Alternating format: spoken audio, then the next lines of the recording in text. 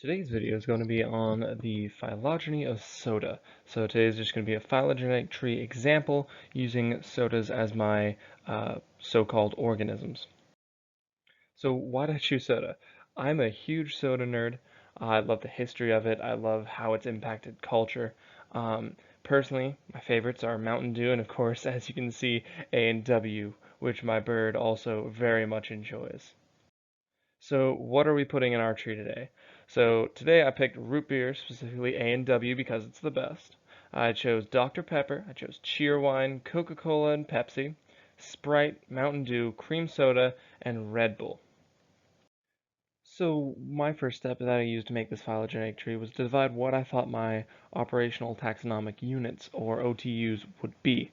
And so I decided to go with our classic brews. So these are the oldest sodas. These were made in the mid 1800s, and it's our root beer and our cream soda.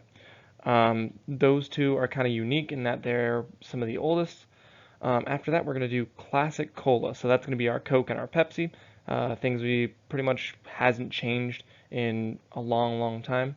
And then we have come to our newer sodas where we have our cherry bases, which are Dr. Pepper and Cheerwine, and those are mid 1900s. And then we have our citruses, which are around the same time, and that's Sprite and Mountain Dew as well. Now, our out group I decided to put as Red Bull. So Red Bull is not really a soda, but it is a sugary, carbonated, and caffeinated drink. However, it's a very different mixture and it's a very different recipe to make. And so I figured it'd be a perfect out group because it's related, but it doesn't quite fit in with the whole soda. It's still its own thing and it is an energy drink. This is the phylogenetic tree I created using these sodas. This is a rooted tree because we have our common ancestor, our single common ancestor back here, that is separate from the other nodes. The other nodes.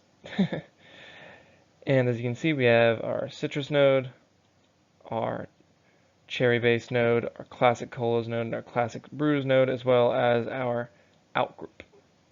And this is a tree that is focused on cladogenesis, where I will be splitting off from nodes and creating two separate species, because if we went for anogenesis, that's just the evolution of a single trait within a single